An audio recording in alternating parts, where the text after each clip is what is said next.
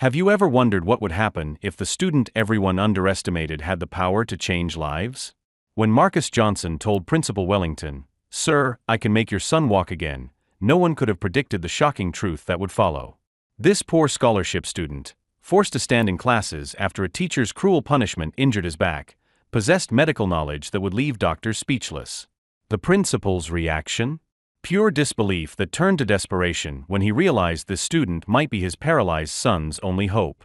A story of injustice, hidden genius, and the moment that changed everything. Don't miss this incredible journey from humiliation to triumph that will leave you questioning everything you thought you knew about judging others. Dear viewer, if you are watching my story for the first time, I humbly request you write the location from where you are watching right now. Subscribe this channel and press the bell icon now not to miss the notifications of my daily published news stories. Thank you, and let's dive into the full story. Marcus Johnson stood at the back of Ms. Hayes' biology classroom, his tall frame resting against the wall. While 30 other students sat obediently at their desks, Marcus remained standing, his notebook balanced carefully in one hand. "Mr. Johnson," Ms. Hayes called out, her voice cutting through the classroom like a knife. "How many times must I remind you that proper students sit in proper chairs?" "I'm sorry, Ms. Hayes," Marcus replied respectfully. Il focus better when he stand. The teacher's eyes narrowed. "This isn't a coffee shop where you can loiter as you please. This is an educational institution with rules." Marcus swallowed hard but didn't move toward the empty desk.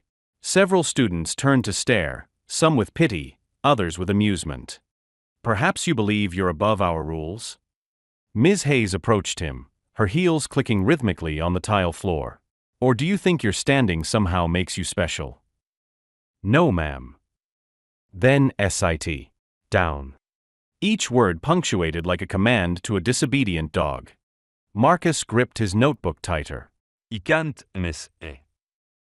The classroom fell completely silent. Nobody defied Ms. Victoria Hayes, especially not in that tone. "You can't," she mocked. "Are your legs broken? Is there some physical impairment I'm unaware of?" "No, but..." "Then what I'm hearing is willful disobedience." She turned to the class with theatrical flair. "Class, observe what happens when someone believes they deserve special treatment." She scribbled on a pink slip and thrust it toward Marcus. Principales office. "Now." As Marcus collected his things, Ms. Hayes delivered her final blow. "Some people simply don't belong in academic environments. Perhaps that's a lesson you need to learn." The hallway felt both liberating and intimidating as Marcus made his way to Principal Wellington's office. It wasn't his first visit. The secretary, Mrs. Grimes, barely looked up as he entered. Again, Marcus. Yes, ma'am. "Have a seat. He'll be with you shortly." Marcus remained standing near the wall. Mrs. Grimes raised an eyebrow but said nothing. Minutes later, Principal Wellington emerged from his office. Richard Wellington was an imposing figure, tall, broad-shouldered, with prematurely silver hair that added to his authoritative presence. Monsieur Johnson. "Third time this month." He gestured toward his office. Come in. Unlike the secretary, Principal Wellington wouldn't tolerate standing. "Sit," he commanded, pointing to the chair across from his massive desk. Marcus saisit ta tête. "Sir, sit." Reluctantly, Marcus lowered himself into the chair, immediately feeling the sharp pain shoot through his lower back. He tried not to wince. "You're developing quite the reputation, Mr. Johnson. Defiant, disrespectful, disruptive." "I'm none of those things, sir." Yet here you are again, sent by yet another teacher for refusing to follow basic classroom protocol. The principal leaned forward. "Why won't you sit in class like everyone else?" Marcus looked down. "It's complicated, sir." "What's complicated about sitting in a chair? It's what civilized people do." "I have my reasons." Not good enough. Wellington tapped his pen against the desk impatiently. "You're a scholarship student, correct? One of our charity cases." Marcus straightened despite the pain. "My academic record earned me that scholarship." "A record you're jeopardizing with this behavior. One call from me, and that scholarship disappears. The principal's threat hung in the air between them. Now, will you start following rules, or should I make that call? 6 months earlier, Marcus had been excited about transferring to Wellington Academy. His previous school couldn't offer the advanced science courses he craved, and the scholarship was his ticket to a better education. "You deserve this," Aunt Rose had said as she ironed his only dress shirt for orientation day. Their small apartment smelled of starch and the vegetable soup simmering on the stove. "Your parents would be so proud." Marcus nodded, thinking of the parents he barely remembered. The car accident had taken them when he was just 5. Aunt Rose, his father's sister, had raised him ever since in this tiny apartment on the east side of the city. "I'm proud of you too," she continued, her hands never stopping their methodical work. Though exhausted from her night shift as a hospital janitor, she always made time for these moments. Just remember who you are. Keep your head up, your mind sharp, and your atquin. Those words echoed in Marcus's mind during his first few weeks at Wellington Academy. The sprawling campus intimidated him at first, but the science labs were everything he dreamed of. Then came Ms. Hayes' advanced biology class. Initially, Marcus had been enthusiastic, raising his hand to answer questions and staying after class to discuss the material. That changed the day they covered neuroplasticity. "The adult brain cannot generate new neural pathways," Ms. Hayes had stated confidently. "Once development is complete, the neural architecture is fixed." Marcus had raised his hand. "Actually, Ms. Hayes, recent studies show the brain maintains significant plasticity throughout adulthood." The 2023 research from Johns Hopkins démonstrated. Excuse-me. Ms. Hayes cut him off, her voice dangerously quiet. "Are you suggesting I'm incorrect?" "Not incorrect, just that the information might be outdated. The textbook is from 2019, and Mr. Johnson, see me after class." When the other students had filed out, Ms. Hayes closed the door. "Where did you get the idea that you could challenge me in my own classroom?" "I wasn't challenging you. I was just sharing new research that—" Silence. She slammed her hand on the desk. Who do you think you are? Some scholarship student thinks he knows more than a teacher with 20 years of experience. Before Marcus could respond, Ms. Hayes had grabbed his shoulder, forcing him into a desk chair. "You will learn your place here." What happened next still haunted him. As he tried to stand, she pushed him back down with such force that the chair skidded backward and toppled, sending Marcus crashing to the floor, his back striking the edge of another desk. The pain had been immediate and blinding. He'd managed to get to his feet, gathering his dignity despite the tears threatening to spill. "If you mention this to anyone," Ms. Hayes had warned, "remember that it's your word against mine. And we both know who people will believe." Marcus had limped home that day, telling Aunt Rose he'd fallen during gym class. The bruising along his spine had kept him home for 3 days. When he returned, he discovered he couldn't sit for more than a few minutes without excruciating pain. Dr. Mitchell, a kind physician at the free clinic, had explained, "The impact bruised your coccyx, your tailbone. It should heal, but it will take time. Standing will be more comfortable for now." That diagnosis had started Marcus's standing habit. It also sparked his determination to learn everything he could about spinal injuries. Each evening after school, he would visit Aunt Rose at the hospital, using the medical library while she cleaned. The doctors knew him and often left journals open to interesting articles. "You have healing hands," Aunt Rose would say, watching him absorb medical knowledge with remarkable speed. Just like your father. Now, facing Principal Wellington's ultimatum, Marcus weighed his options. Reveal Ms. Hayes' abuse and risk being disbelieved? Endure the pain of sitting through class? Or lose the scholarship that was his only path to medical school? "I'll try harder, sir," he finally said, rising carefully from the chair. The shooting pain reminded him of the truth behind his defiance. Principal Richard Wellington settled into the driver's seat of his luxury sedan, loosening his tie with a weary sigh.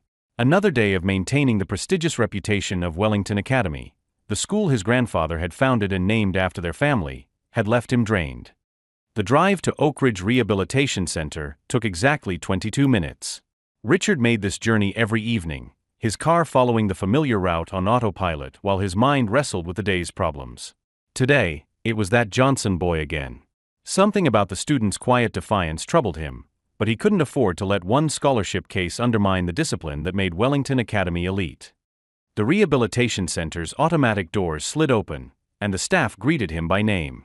6 months of daily visits had made him a fixture here. Evening, Monsieur Wellington.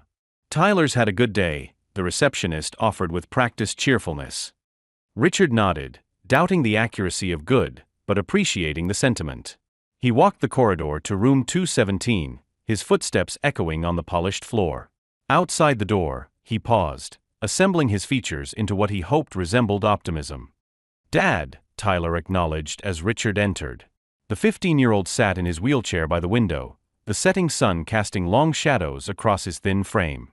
Once an athletic teenager with Richard's build and his mother's infectious laugh, Tyler now seemed diminished, his legs useless beneath the blanket covering his lap. "How was therapy today?"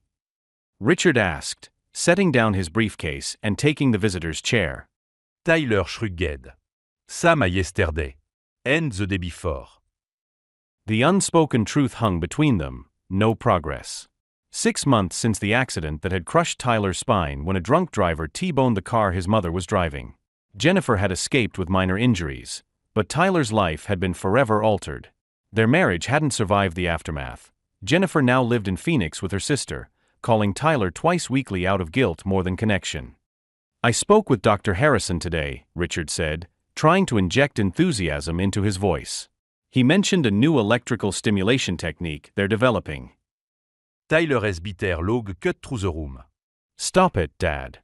Just stop." "Tyler. Dr. Harrison told me yesterday that my condition is permanent." Tyler turned his wheelchair to face his father directly. Et used the word irréversible. "Said I should focus on adapting rather than false hope." Richard felt his carefully constructed facade crumbling. He shouldn't have. Shouldn't have what? Told me the truth. Tyler's voice cracked. "I'm never going to walk again. I'll never play basketball or run track or even stand up to reach something from a high shelf. This," he gestured at the wheelchair, "is my life now." "I don't accept that," Richard said firmly. "There are other specialists, experimental treatments. Stop trying to fix me." Tyler shouted. "I'm not one of your school problems you can solve with money or influence." The outburst hung in the air between them. Richard stared at his son, seeing for the first time not just the physical changes but the emotional wall Tyler had built. "I just want you to have hope," Richard said quietly.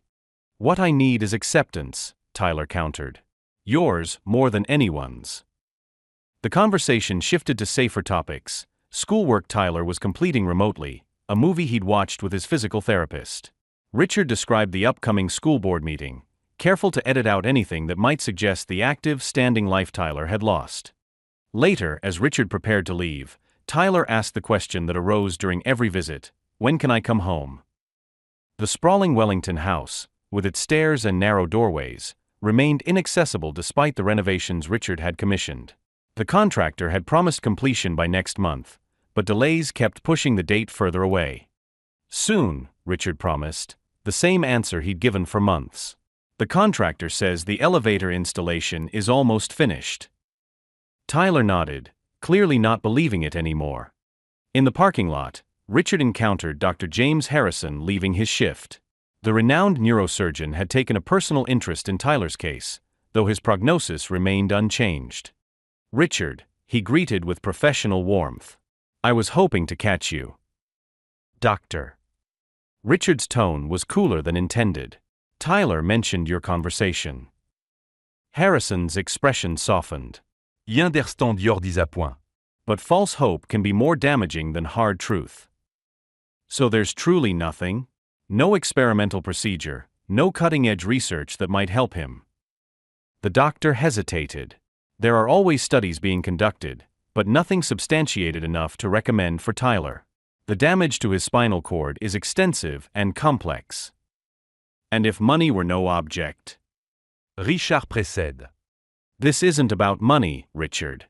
It's about medical reality." Harrison placed a hand on Richard's shoulder. "Your son needs you to help him build a new life, not chase miracles." Richard shrugged off the hand. With respect, doctor, you don't know what my son needs. Driving home to his empty house, Richard felt the weight of both Tyler's condition and his own powerlessness. Wellington Academy was the one domain where his authority remained absolute. Perhaps that explained his increasing rigidity there, his insistence on rules and order when the rest of his world had descended into chaos. Tomorrow, he would deal with that standing student again. Tomorrow, he would reassert control over the small kingdom that still bent to his will. Tomorrow, he would be Principal Wellington, feared and respected. Tonight, he was just a father failing his son. Ms. Hayes watched Marcus enter the classroom with narrowed eyes. Since their confrontation, she had made it her mission to break what she perceived as his defiance. Today would be no different. Pop quiz, she announced as the final bell rang. Clear your desks except for a pencil. Groans filled the room as students scrambled to comply. Marcus remained at his usual spot against the wall, notebook in hand. Monsieur Johnson. Ms. Hayes approached, quiz papers clutched in her manicured hand. You'll need a desk for this. I can write standing up, Marcus replied quietly. That wasn't a suggestion. Her smile didn't reach her eyes. Sit. Now. The classroom fell silent, all eyes on the standoff. Marcus felt his heart pounding. The school day had already been long, and his back throbbed from standing through 4 previous classes. Ms. Hayes, please. Either sit down for this quiz or receive a 0. Your choice. With painful slowness, Marcus lowered himself into the nearest empty desk, unable to hide his wince as his weight settled onto the hard surface.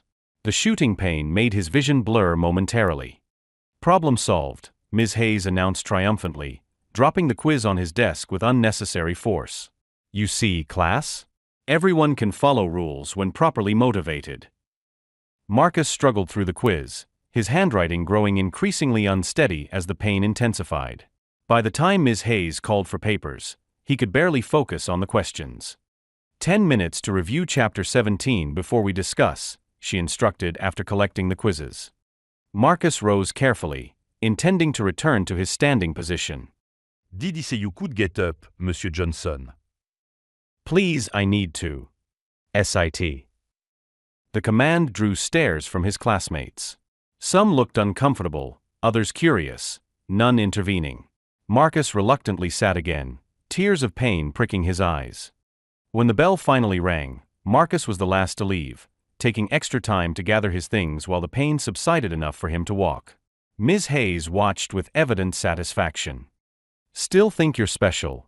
She asked when they were alone. Marcus said nothing, making his way slowly to the door. Your type always does, she continued.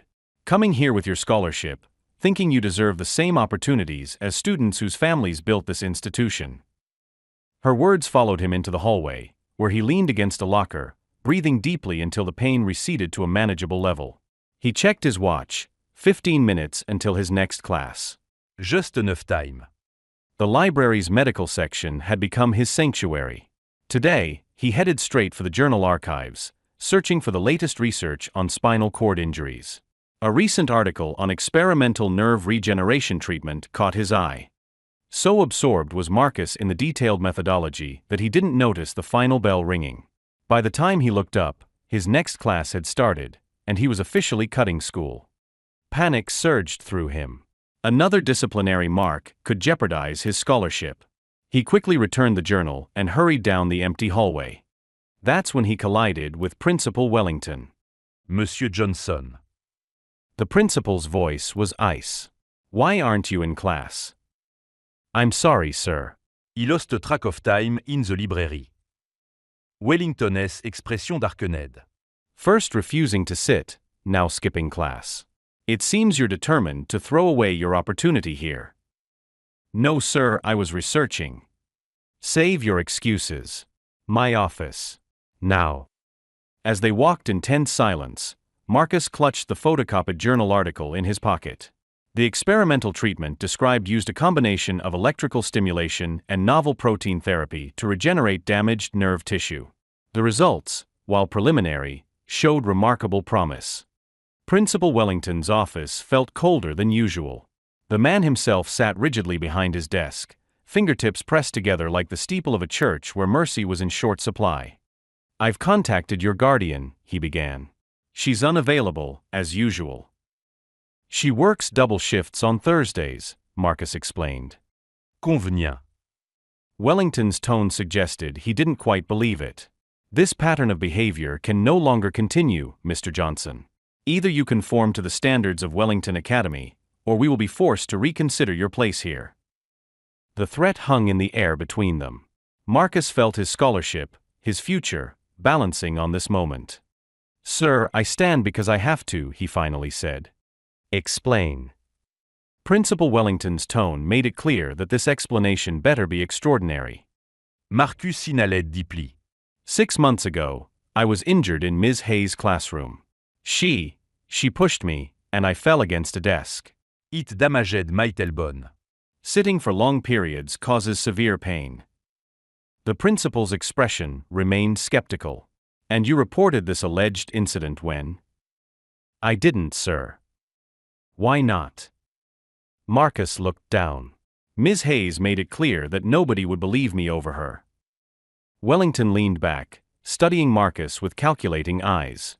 Convenient story, Monsieur Johnson. "Do you have medical documentation of this injury?" "The free clinic doesn't provide detailed records, but Dr. Mitchell can confirm." "So no actual proof?" Wellington cut him off. "Just your word against a respected educator's." The unfairness of it all suddenly overwhelmed Marcus. All the pain, the humiliation, the struggle to maintain his grades despite everything, and now this dismissal of his truth. "You think I want to stand all day?" he asked, his voice rising uncharacteristically. "You think I enjoy being singled out? Being sent here? Having my scholarship threatened?" Wellington's expression hardened. Watch your tone, young man. "I'm trying to get an education so I can become a doctor," Marcus continued, unable to stop now. "I spend every free moment studying medical journals because someday I want to help people who are suffering, people like your son." The words left his mouth before he could stop them. Marcus immediately realized his mistake as the principal's face transformed from anger to shock. "What did you just say?" Wellington's voice was dangerously quiet. Marcus's eyes darted to the framed photograph on the desk, a younger Tyler Wellington in a basketball uniform, arms raised in victory. Beside it, partially hidden by papers, a newer photo showed a teenager in a wheelchair. I'm sorry, sir. "I shouldn't have. How do you know about my son?" Wellington demanded, rising from his chair. Marcus swallowed hard. "I saw his photo. And I overheard some teachers talking about his accident." The principal seemed to deflate slightly, sinking back into his chair. "My son's condition is not a topic for school gossip." "I understand, sir." A heavy silence fell between them. Marcus could feel his opportunity slipping away, his scholarship evaporating. And yet, something compelled him to reach into his pocket for the journal article. "Sir," he said finally, voice barely above a whisper. "He can make your son walk again." Principal Wellington froze. For a moment, he seemed not to breathe, his face a mask of stunned disbelief. Then his expression contorted with rage. "Get out," he whispered. "Sir, if you just look at this research." "Get out." Wellington slammed his fist on the desk, sending papers flying. "How dare you mock my son's condition? How dare you use his tragedy to escape consequences?" "I'm not mocking. Your scholarship is revoked." Wellington shouted, face flushed with fury. "You are no longer welcome at this institution." Marcus stood rooted to the spot, devastated. Everything he'd worked for, gone in an instant. Principal Wellington came a voice from the doorway. "I think you should hear him out." Dr. Elizabeth Chun stood in the doorway, her petite frame somehow commanding attention despite Principal Wellington's towering rage. As head of the science department, she rarely involved herself in disciplinary matters, preferring the orderly world of hypothesis and experiment to the messy realm of teenage drama. "This doesn't concern you, Elizabeth," Wellington said, making a visible effort to control his temper. "I believe it does." Dr. Chun entered the office fully, closing the door behind her. I've been observing Marcus for some time now. Then you've observed his repeated defiance of school rules, Wellington countered. Dr. Chun approached Marcus, extending her hand. May I see what you were about to show the principal? Surprised, Marcus handed her the journal article. She scanned it quickly, her expression revealing nothing. As I suspected. She turned to Wellington. Richard, before you make any final decisions, there's something you should know about Marcus Johnson. Wellington crossed his arms. I'm listening. For the past several months, I found him in the science library during lunch periods, reading medical journals well beyond undergraduate level. His understanding of neurobiology is remarkable for someone his age. Being a bookworm doesn't excuse insubordination, Wellington replied. 3 weeks ago, Dr. Chen continued, undeterred, I gave my AP biology students an assessment normally reserved for second-year medical students. Care to guess who scored highest? She placed a paper on Wellington's desk. Marcus recognized his own handwriting on the test he'd thought was just an extra credit assignment. This proves nothing, Wellington insisted, though his voice had lost some of its certainty. 2 days ago, I found this in the copy room. Dr. Chun produced a folder from her bag and laid it beside the test. Marcus left it in the machine. Inside were detailed anatomical drawings of the spinal cord, complete with annotations about nerve regeneration pathways and experimental treatment protocols.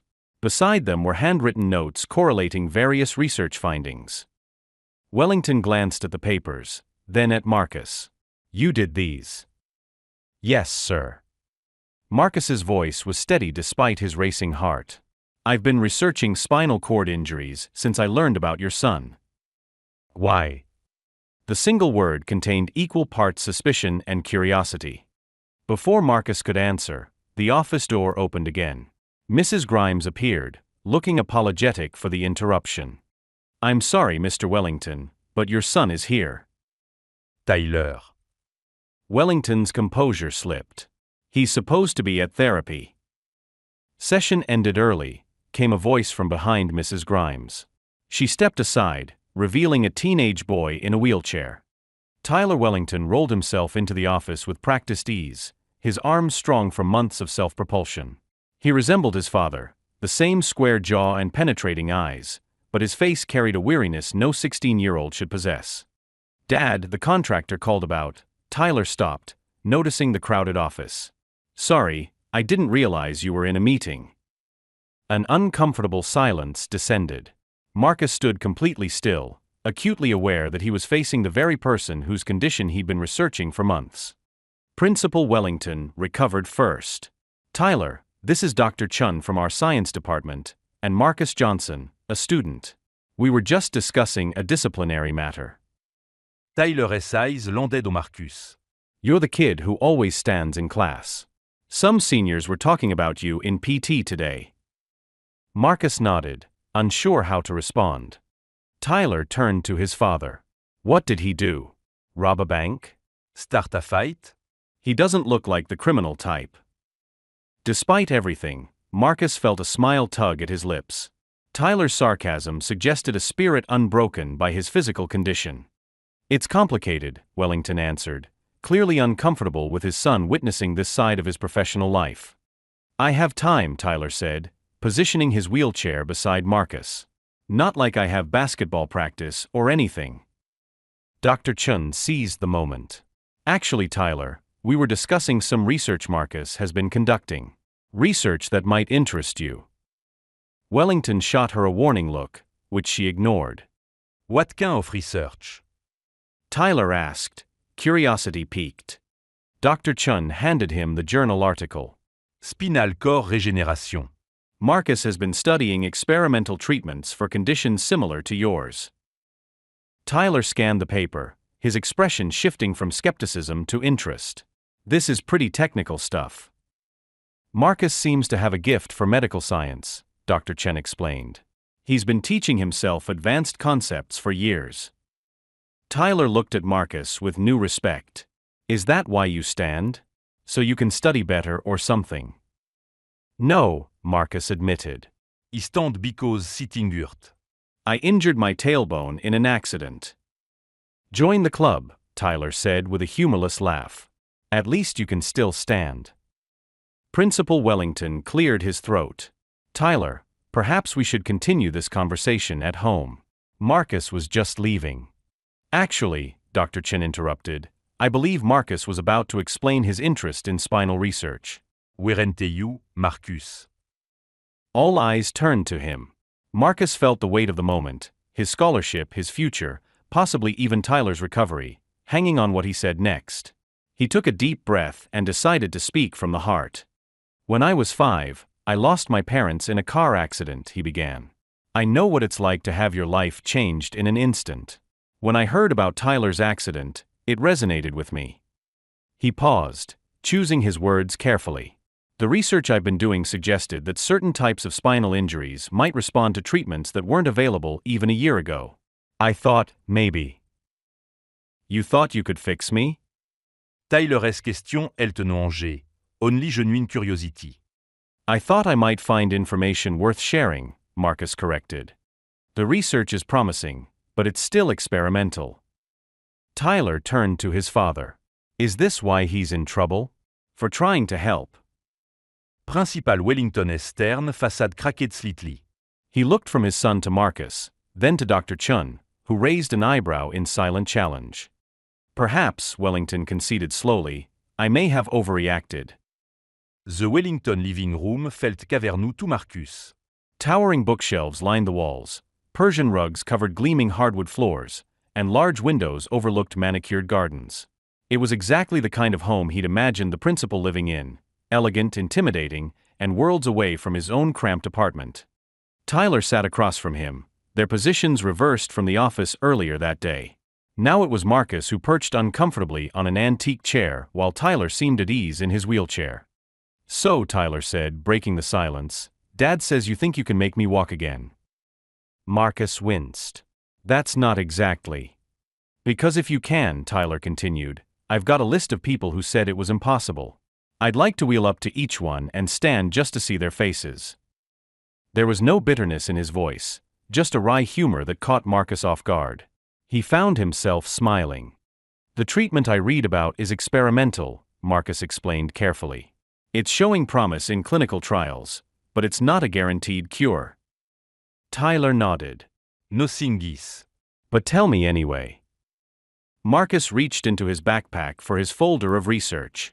As he spread the papers on the coffee table between them, he felt a surge of nervousness. This wasn't a school project. This was someone's life, someone's hope.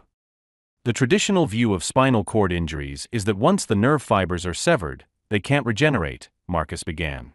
But recent research suggests that's not entirely true. He showed Tyler a diagram of a spinal cord cross-section. These researchers from Johns Hopkins discovered that under the right conditions, certain neural pathways can actually form new connections. They're using a combination of electrical stimulation and specially engineered proteins that promote nerve growth. Tyler leaned forward, studying the diagram. And this has worked on people like me. There are cases where patients with complete paralysis have regained some function, Marcus answered honestly. Not running marathons, but standing, taking steps with assistance, regaining some sensation. Some is better than none, Tyler murmured. Principal Wellington entered with Dr. Chun, carrying a tray of coffee for the adults and soda for the teenagers. His demeanor had shifted dramatically since the office confrontation. Now he seemed subdued, almost hopeful. Marcus was just explaining the treatment, Tyler told his father. Wellington set down the tray and took a seat. And what exactly would this treatment entail? Marcus took a deep breath. This was the moment of truth. It's a multi-stage process. First, detailed imaging to identify exactly which nerve pathways are damaged and which are intact. Then a series of surgically implanted electrodes that deliver precise stimulation to specific areas of the spinal cord. He continued, describing the protein therapy that would accompany the stimulation, the intensive physical therapy required, and the time frame for potential results. How do you know all this? Wellington asked when Marcus finished. The question hält no accusation, only genuine curiosity. My aunt works as a janitor at Metro Hospital, Marcus explained. After my injury, I started spending time in their medical library while waiting for her shifts to end. The neurologists there got used to seeing me and would sometimes explain things they were working on. And they just shared medical research with a high school student? Wellington's skepticism returned. Not at first, Marcus admitted. But I kept asking questions, showing interest. Dr. Patel said I had the mind of a natural diagnostician. He started recommending journals, letting me observe some non-invasive procedures. Dr. Chen smiled. Marcus has what we call an eidetic memory. He retains virtually everything he reads or sees. Is that true? Tyler asked. Marcus shrugged, uncomfortable with the attention. I remember most things, yes. So where would we even begin with something like this? Wellington asked, his voice betraying a hint of hope despite his evident effort to remain skeptical. Dr. Harrison would need to, Marcus began. Harrison already said Tyler's condition is permanent, Wellington interrupted. With respect, sir, Marcus said carefully, Dr. Harrison might not be aware of this specific research. It was only published 3 months ago. Wellington looked at Dr. Chun, who nodded in confirmation. The pace of medical advancement is astonishing. What was impossible last year might be experimental today and standard practice tomorrow. And you believe this could work for Tyler? Wellington asked her directly. I'm not a medical doctor, she responded, but the research Marcus has compiled is legitimate and promising. It at least warrants further investigation. A heavy silence fell over the room. Marcus could almost see the war being waged behind Principal Wellington's eyes, hope battling against fear of disappointment, skepticism fighting with desperate desire to believe. Tyler broke the silence. I want to try. Tyler, his father began. No, Dad. This is my body, my life. Tyler's voice was firm. For 6 months, I've heard nothing but adapt and accept and new normal. If there's even a small chance I could walk again, I want to take it. Wellington looked at his son, really looked at him, perhaps for the first time since the accident. What he saw must have affected him deeply, because when he spoke again, his voice had changed. Then we'll try, he said simply. Dr. James Harrison's office at Metro Neurology Center was imposing, walls lined with degrees and awards, shelves filled with medical texts, some of which he had authored. The man himself matched his surroundings, distinguished, authoritative, and currently, extremely skeptical. Let me understand this, he said, looking over his reading glasses at the unusual group assembled before him. You want me to reconsider my diagnosis based on research brought to you by a high school student? Principal Wellington shifted uncomfortably in his chair. I understand how it sounds, James. But if there's any possibility. There isn't, Harrison interrupted firmly. I've reviewed Tyler's case extensively. The damage to his T10-T12 vertebrae and surrounding nerve tissue is severe and permanent. Marcus, who had been standing quietly by the window, spoke up. With respect, Dr. Harrison, have you reviewed the Johns Hopkins study on targeted neuromodulation combined with protein therapy? Harrison's eyes narrowed as he turned to Marcus.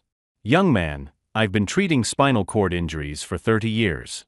I'm familiar with every legitimate treatment protocol in existence. The study was published 3 months ago, Marcus pressed on.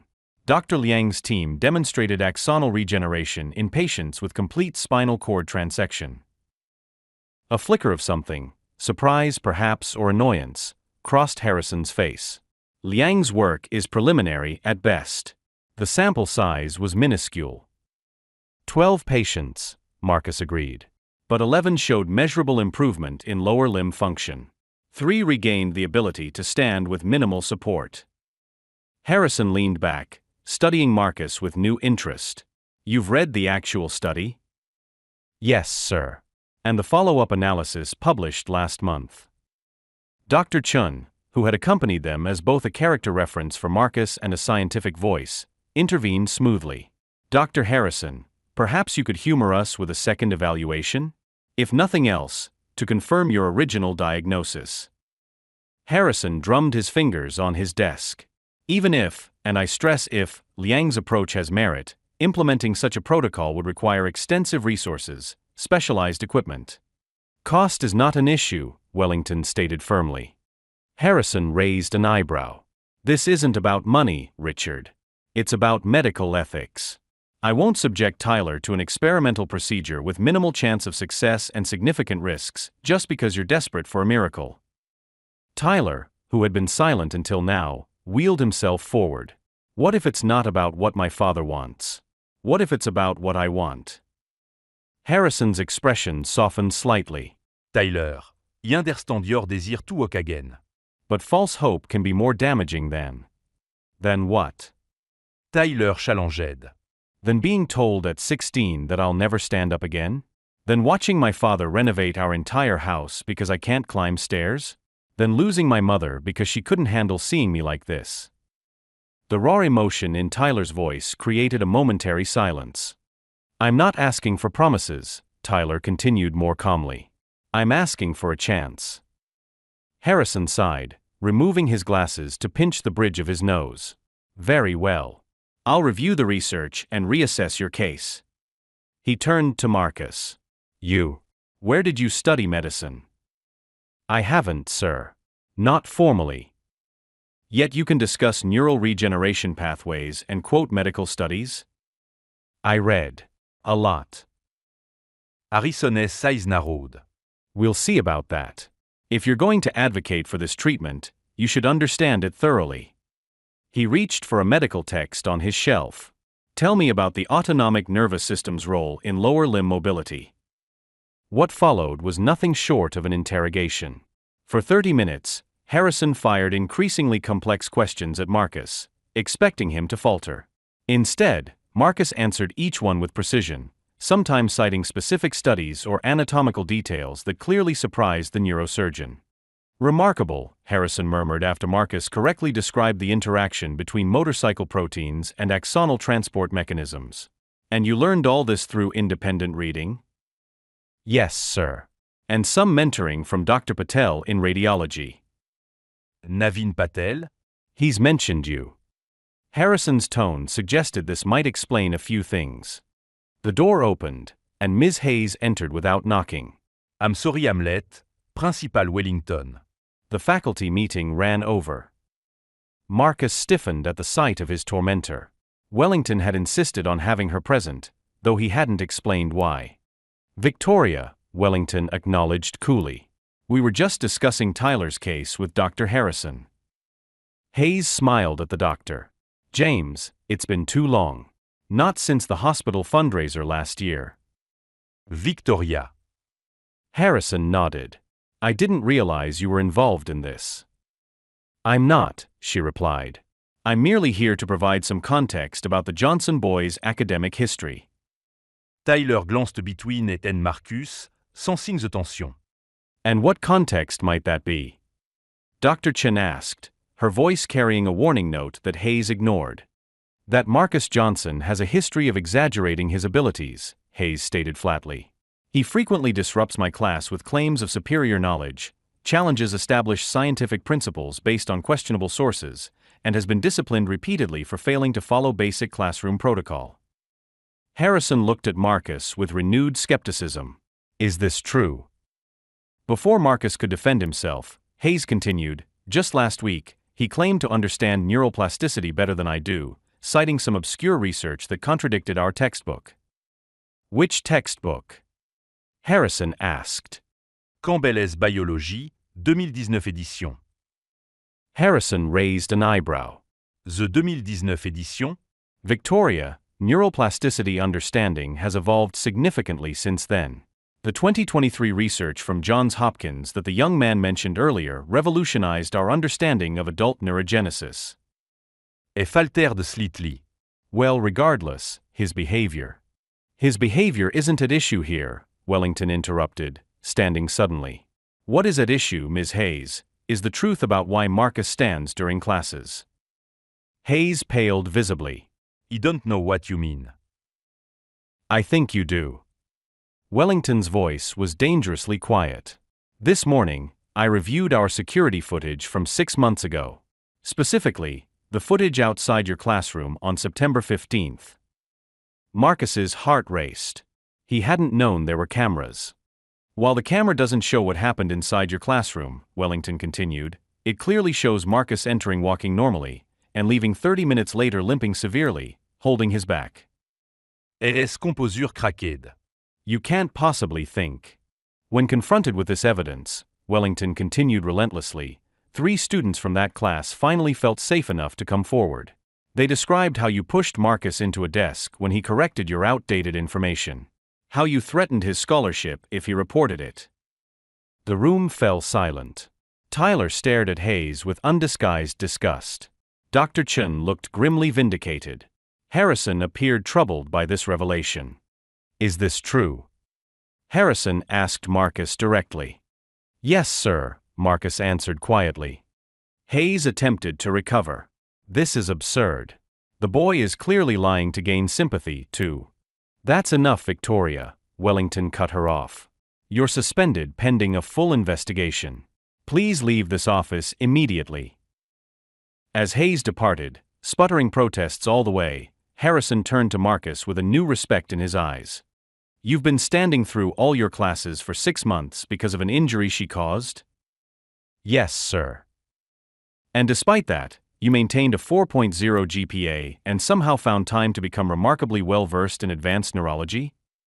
Marcus nodded, uncomfortable with the attention. Harrison made a decision. I'll review Tyler's case in light of this new research. And, he added, looking directly at Marcus, I'd like you to be involved in the process. Aunt Rose's small apartment felt crowded with Principal Wellington, Dr. Chun, and Dr. Harrison seated around the worn kitchen table. Marcus sat beside his aunt, who wore her best dress despite having worked a double shift. Her eyes, tired but proud, rarely left her nephew's face as the others spoke. Mrs. Johnson, Wellington began. Ms. Williams, she corrected gently. Rose Williams. I'm Marcus's aunt, not his mother. MS Williams, Wellington Amended. I want to thank you for meeting with us this evening. Rose nodded, her hands folded tightly in her lap. Marcus told me some of what's happened. He says you're no longer threatening his scholarship. On the contrary, Wellington replied. We're here to discuss expanding it. Rose's eyebrows rose in surprise. Marcus leaned forward, equally stunned. Before we get to that, Dr. Harrison interjected, I'd like to understand more about Marcus's background. His knowledge of neuroscience is unusual for someone his age. Rose smiled. That's one way of putting it. Marcus has always been special that way. He was reading medical dictionaries at 8, anatomy texts at 10. Her expression grew nostalgic. His father, my brother, was the same way. Would have been a doctor if he'd had the chance. What happened? Dr. Chun asked softly. No money for medical school, Rose explained. He became a paramedic instead. A good one. Saved many lives before he lost his own. Marcus stared at the table, the familiar ache of absence washing over him. He'd been so young when the accident happened that memories of his parents were more impressions than clear images, his father's laugh, his mother's gentle hands. After his parents died, Rose continued, Marcus came to live with me. I noticed early on how he devoured books, remembered everything he read. By 12, he was spending time at the hospital where I work, reading whatever medical texts he could find. The doctors allowed this. Harrison seemed skeptical. At first, they just tolerated him, the quiet kid in the corner of the medical library while his aunt cleaned the floors. Rose's voice held a touch of defiance. But then came Mr. Abernathy's case. Abernathy. Harrison frowned. The maintenance supervisor who collapsed last year? Rose nodded. Marcus was there when it happened. Mr. Abernathy had been complaining of strange symptoms for weeks. Dizziness, confusion, a metallic taste. The doctors thought it was early dementia or maybe a series of mini-strokes. I remembered an article I'd read, Marcus spoke up for the first time, about cadmium poisoning from old pipe solder. Mr. Abernathy had been replacing pipes in the hospital's East Wing. Harrison's eyes widened. That's right. We tested and found elevated cadmium levels. He made a full recovery once the exposure was addressed. After that, Rose continued, the doctors started taking Marcus seriously. Dr. Patel especially took him under his wing. I wondered how he knew so much, Harrison mused. Naveen never mentioned he was tutoring a high school student. He worried people wouldn't understand, Marcus explained, that they'd think it was inappropriate. Wellington had been listening intently. When did the interest in spinal injuries begin? After Ms. Hayes hurt him, Rose answered, a flash of anger crossing her face. Marcus couldn't sit without pain. I took him to the free clinic, but they could only confirm the tailbone injury, not do much for it. Marcus started researching his own condition, which led to broader interest in spinal trauma. You never reported the incident? Wellington asked carefully. Rose's eyes hardened. Who would believe us? A janitor and her scholarship nephew against an established teacher at Wellington Academy. She shook her head. We've learned which battles we can't win. The simple truth of this statement hung in the air, a stark reminder of the privilege gap between them. I apologize, Wellington said after a moment, surprising everyone. Both for what happened to Marcus and for the environment that made you feel you couldn't seek justice. Rose studied him, measuring his sincerity. Apology accepted. But what happens now? You mentioned Marcus's scholarship. Wellington straightened. Yes. In light of Marcus's extraordinary aptitude and the circumstances of his injury, I'm proposing a full scholarship through graduation, with a special independent study program in medical sciences under Dr. Chen's supervision. Marcus blinked in surprise. Sir. Additionally, Harrison added, I'd like to offer Marcus an internship at Metro Hospital's neurology department. Officially, he'd be an administrative assistant, but unofficially, he'd be observing and learning directly from our team. Including on Tyler's case? Marcus asked. Harrison nodded. After reviewing the research you presented and re-examining Tyler's imaging studies, I believe there may be potential for the treatment approach you suggested. Rose reached for Marcus's hand, squeezing it tightly. There's one more thing, Wellington said. Ms. Hayes has been placed on administrative leave pending a hearing. Given the evidence and witness statements, it's unlikely she'll return to Wellington Academy. Relief Washed Auvers Marcus. No more délit confrontation.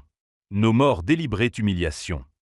With proper medical documentation of your injury, Wellington continued, we can also arrange accommodations for your classes. A special standing desk, perhaps, or alternative seating that doesn't aggravate your condition. Thank you, sir, Marcus managed, overwhelmed by the sudden reversal of his fortunes. As the visitors prepared to leave, Dr. Harrison lingered. Marcus, I have a question that's been bothering me. Of all the cases you could have focused on, why Tyler Wellington's? Was it just because he was the principal's son? Marcus shook his head. It was because of the accident report. What report? In the medical library, I found a journal article analyzing local traffic accidents and spinal trauma patterns. Tyler's case was described, not by name, but I recognized the details. The article mentioned something important. The specific vertebrae damaged in his accident often have anatomical variations. In about 15% of cases, there are secondary nerve pathways that bypass the primary damage site. Harrison stared at him. You think Tyler might have this variation? I think it's worth checking, Marcus replied. The standard imaging wouldn't have looked for it. Harrison shook his head in amazement. ILL orders spécialised scan tomorrow. He turned to Rose.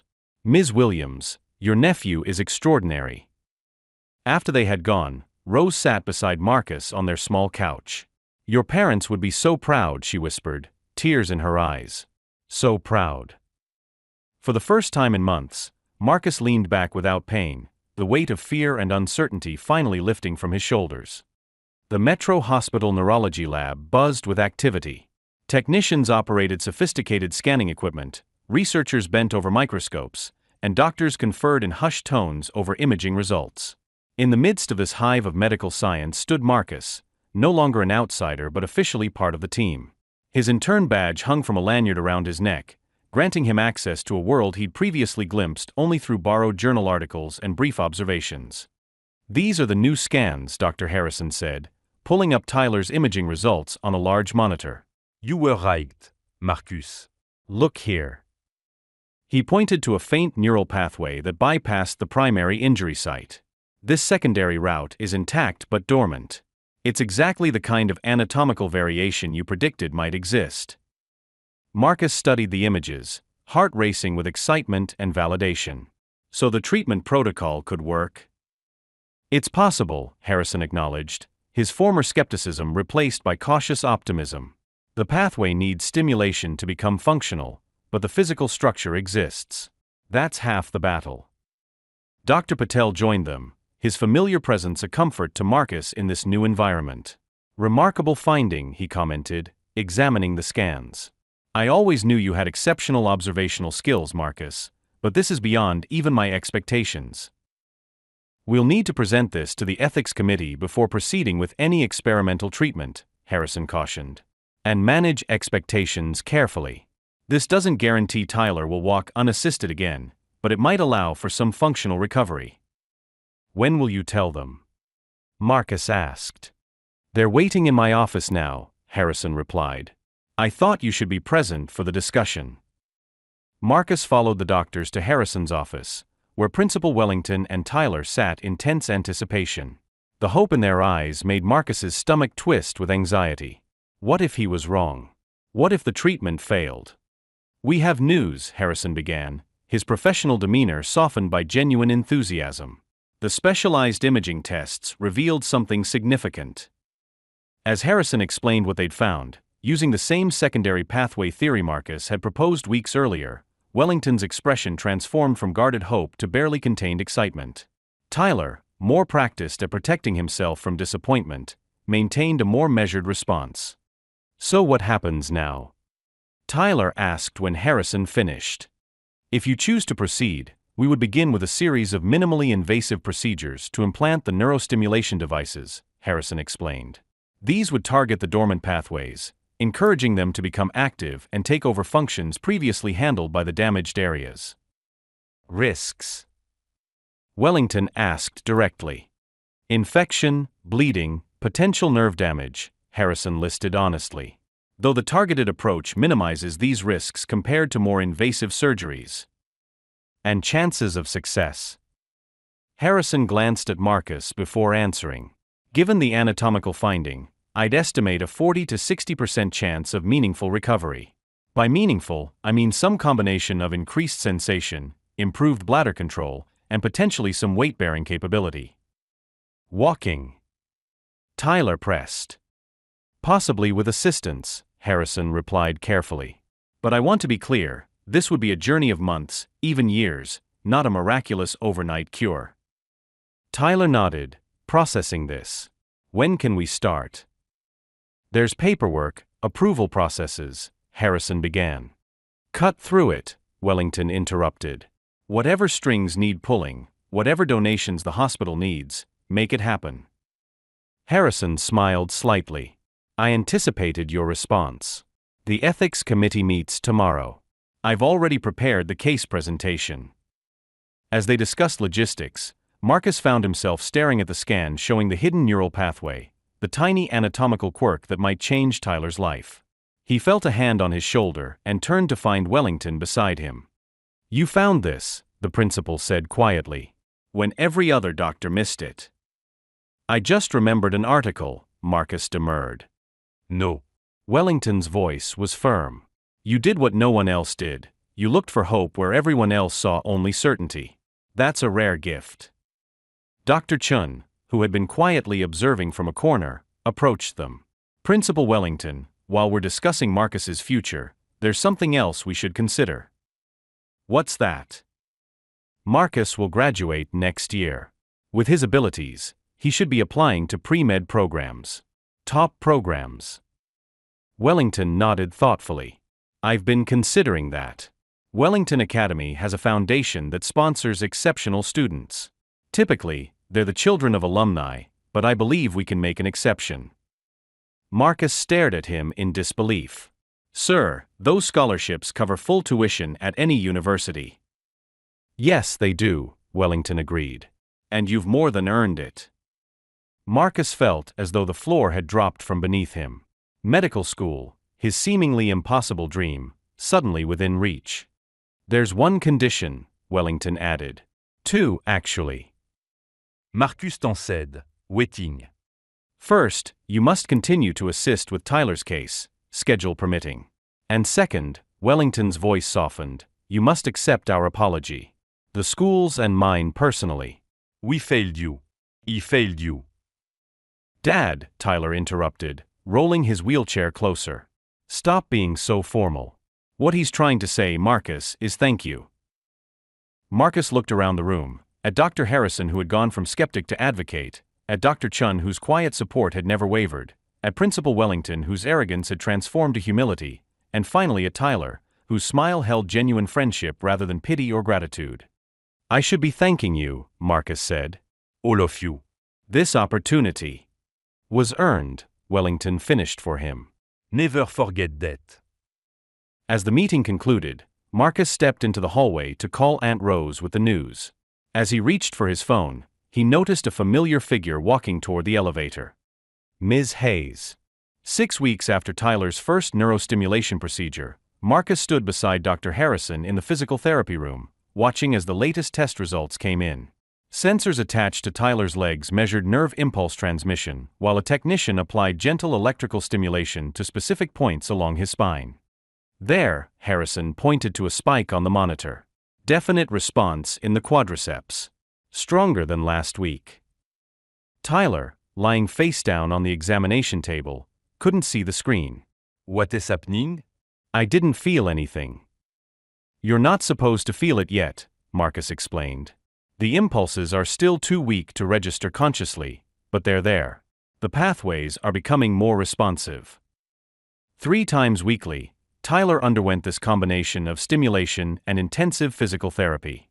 The progress was painstakingly slow, measured in milliseconds of faster nerve conduction and millimeters of muscle response. For someone who had once sprinted down basketball courts, this glacial pace could have been demoralizing. Yet Tyler attacked each session with determination that impressed even the veteran therapists. We should increase the stimulation parameters next week, Harrison told Marcus as they reviewed the data afterward. Your thoughts. This had become their routine, Harrison treating Marcus not as a high school student but as a colleague with valuable insights. Marcus studied the charts carefully. I agree, but I'd also suggest adding the protein therapy we discussed. The pathway is stabilizing, now we need to encourage dendritic growth. Harrison nodded approvingly. Exactly my thinking.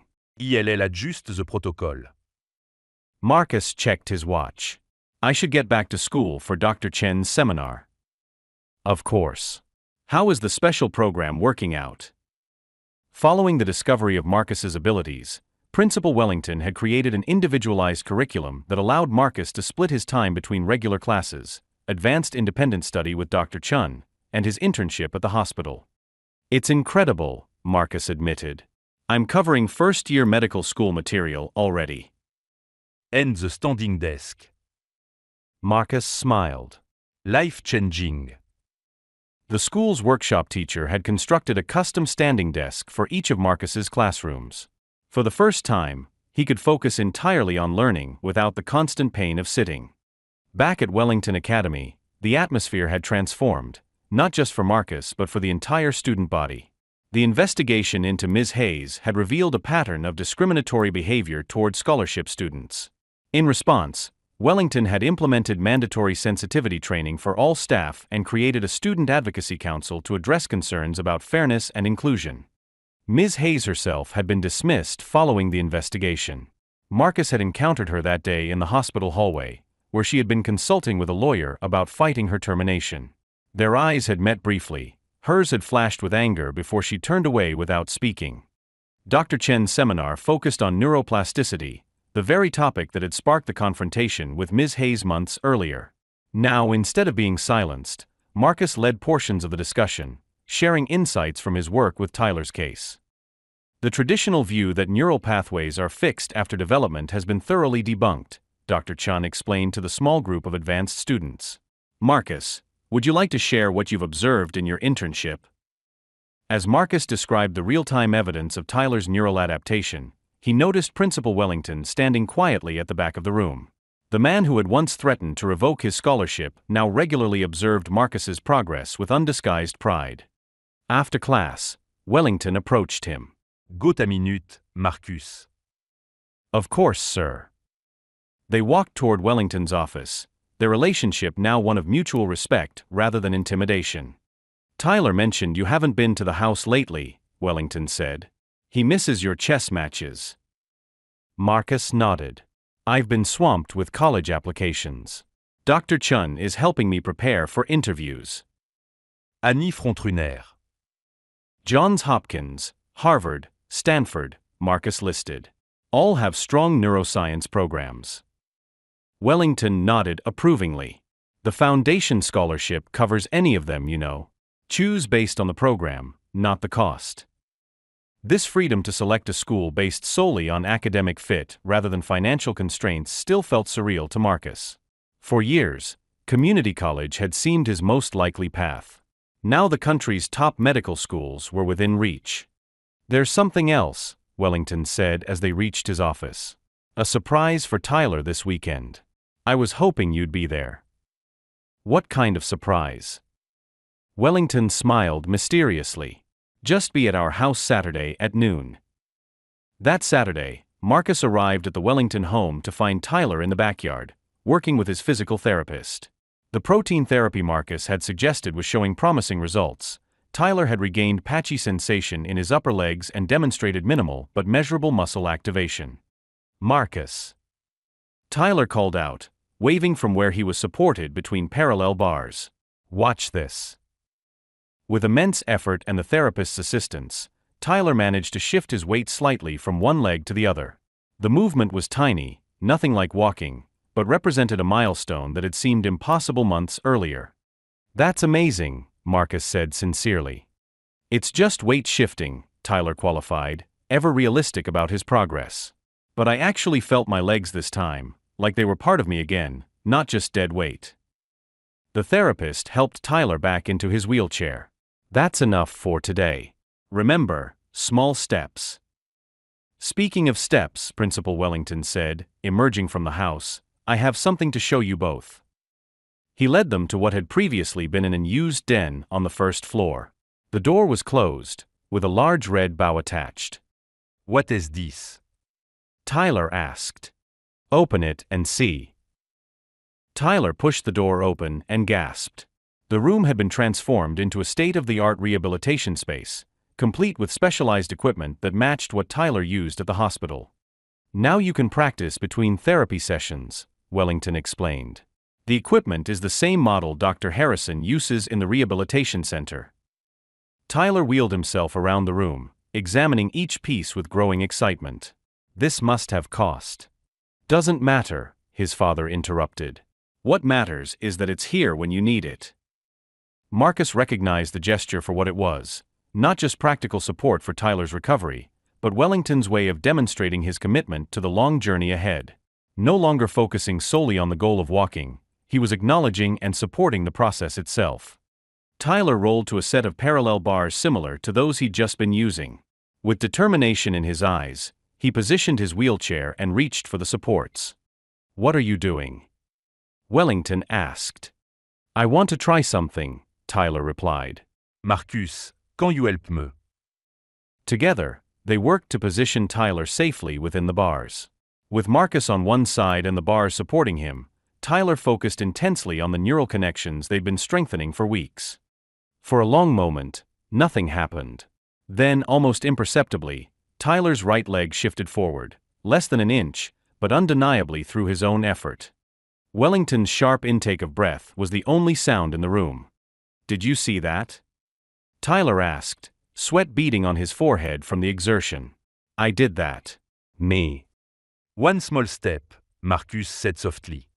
But mine, Tyler finished, triumph in his voice. 1 year later, the Wellington Academy auditorium buzzed with anticipation. Graduating seniors in caps and gowns filled the first rows, with friends and family occupying the remaining seats. Marcus adjusted his valedictorian medallion nervously as he reviewed his speech cards. Ready? Dr. Chen asked, stopping beside him. As I'll ever be, Marcus replied. In the year since the discovery of Tyler's secondary neural pathway, Marcus's life had transformed completely.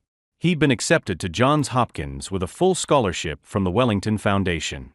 His research contribution to Tyler's case had earned him co-author status on a paper published in a prestigious medical journal. Most importantly, his Aunt Rose had finally been able to reduce her work hours, thanks to the stipend Marcus received from his hospital internship. Principal Wellington approached, his demeanor a world away from the intimidating figure who had once threatened Marcus's future. "Your aunt is in the front row," he informed Marcus.